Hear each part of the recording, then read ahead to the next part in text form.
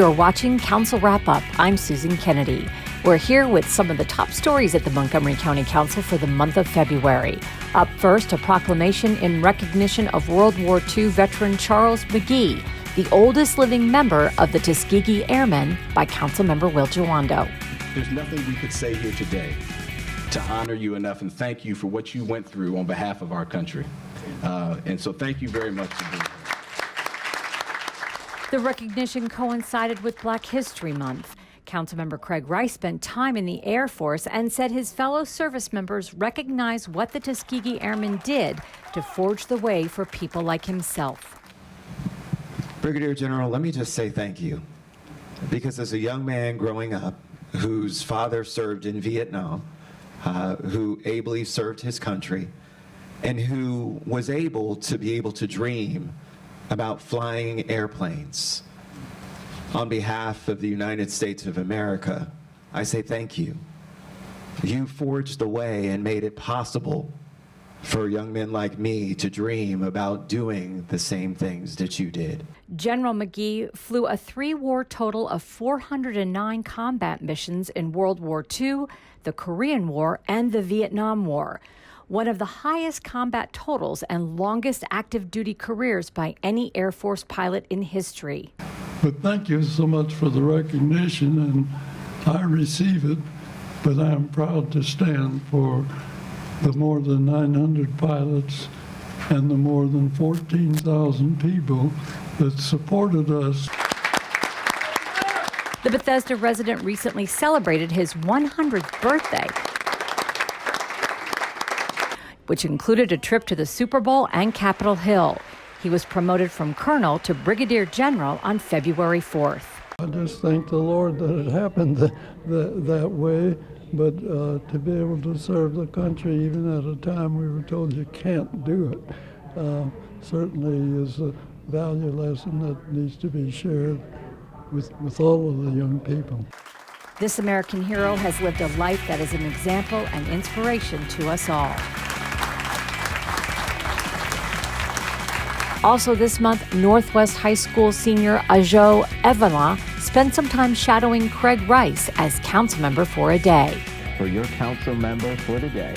For the last several years, Craig Rice has sponsored the Council Member for a Day contest to get young people involved with the political process. The application process includes writing an essay on a public policy issue facing youth today.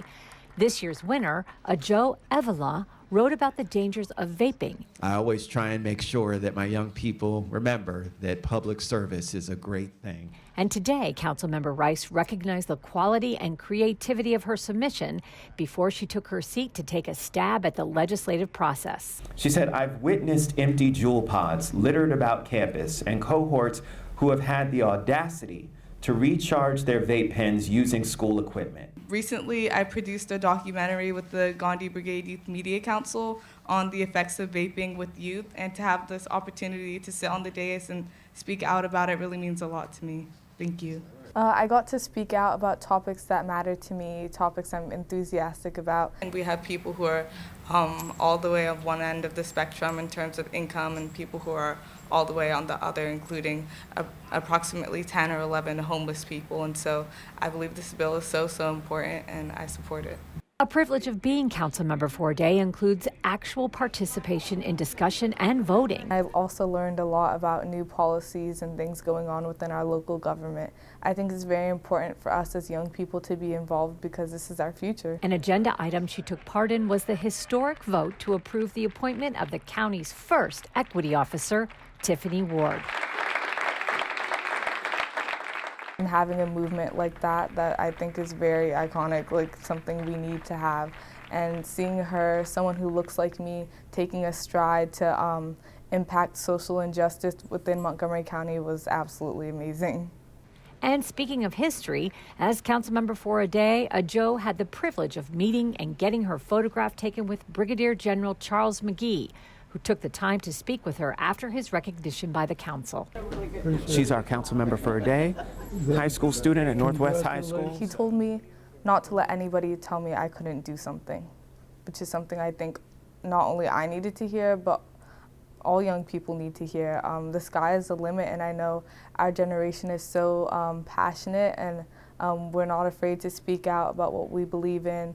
And I consider myself an activist in multiple social injustice areas, so that was really empowering.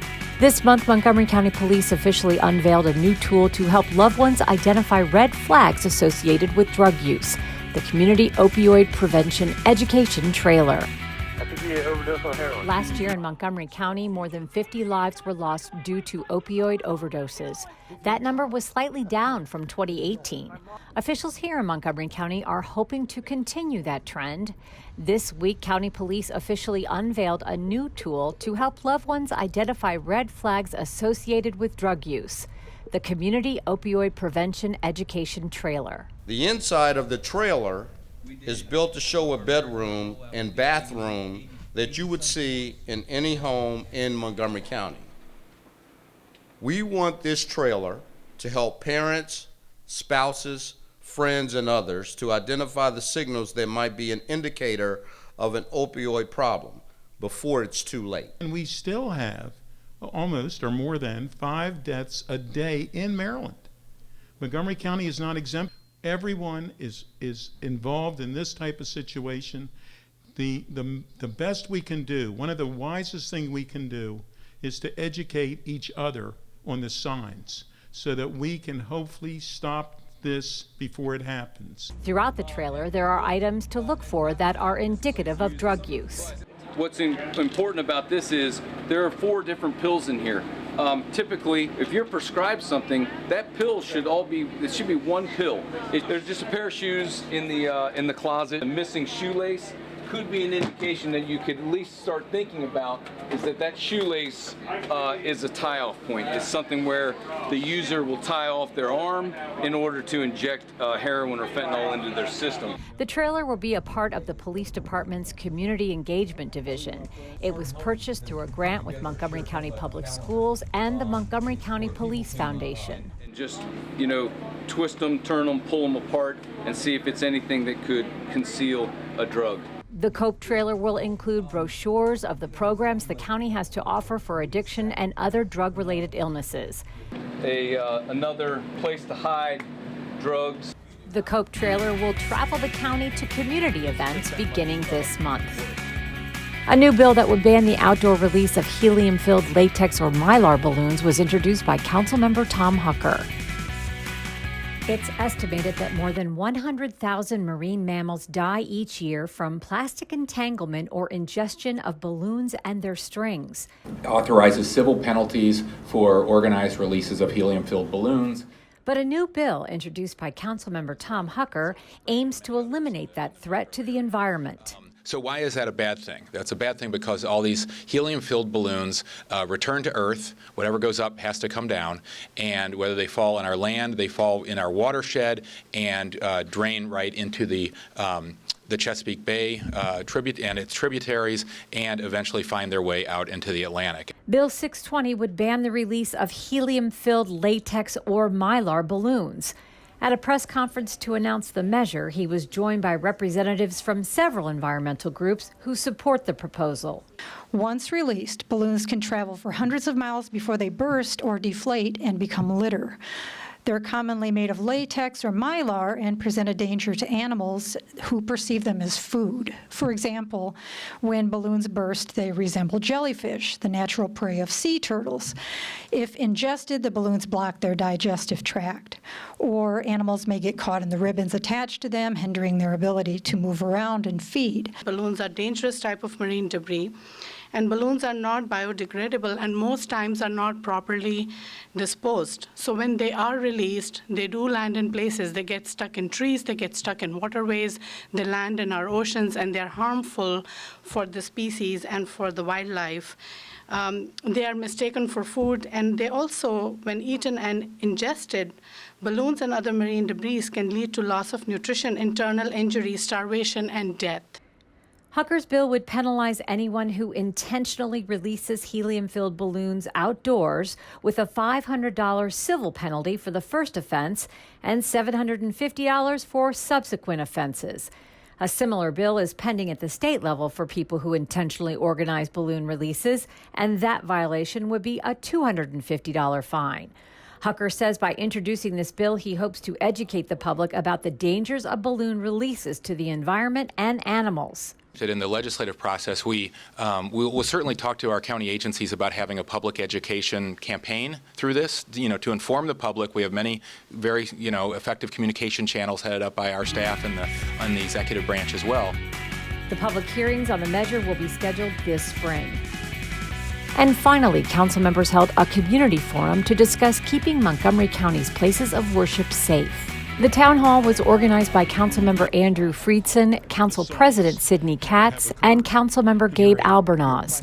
Councilmember Will Jawando, the Reverend Mansfield Caseman, and Police Chief Marcus Jones were also part of the discussion.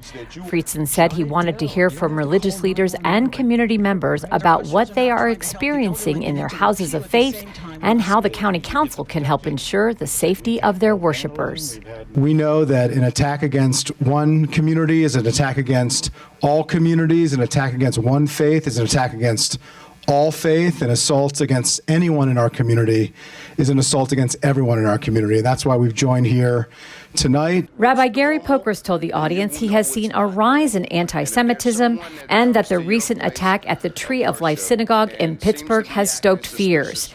He invited county police to stop by any time during their shift. I would also ask if it is at all possible not only to have your patrol cars come and do their paperwork in our parking lot during services, but any time of week. Our buildings are open every day. There are people coming in and out every day. Whenever someone wants to come and do their paperwork, we'd love to have them. We'll bring them a cup of coffee, anything at all. But it makes a difference, and it helps us to know that we're not alone. Those sentiments were heard throughout the evening. Experiences from county residents who have been on the receiving end of this division and feel uneasy. Hate is trying to create something else. They want us to cease to exist. That's what they want, and they're using every element. So when the rise of Islamophobia happens, there's genuine fear in the children, and as parents sometimes we're helpless because we don't know how to reassure them. I can't make that promise. Residents also spoke of the need for more security in their houses of worship and the challenge funding that protection presents. We was fortunate to get a security grant where we got lights now up there, but we still have a backlot that's kind of dark.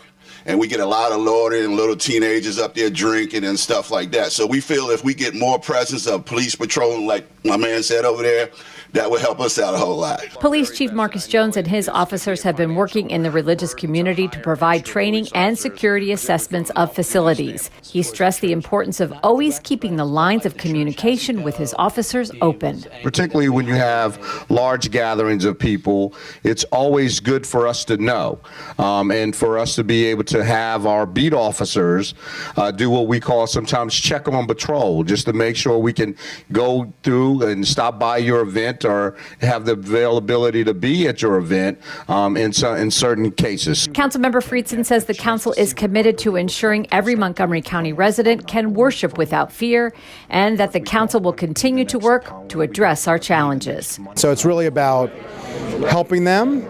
It's about helping them help us, which is what tonight was all about, really hearing from the community about ways that we can help. We're going to download all the information that we learned tonight, and we're going to use it to turn it into action, to actually move the ball forward and continue doing what Montgomery County has been doing, which is really focusing on these issues, really listening to the concerns and the real palpable fears that are happening in our community and responding in a productive way, in a proactive way, and in a comprehensive way to make sure that every single person in Montgomery County can worship free from fear, can go to school feeling secure and feeling safe, and we can make sure that we look after one another because that's what we do in Montgomery County.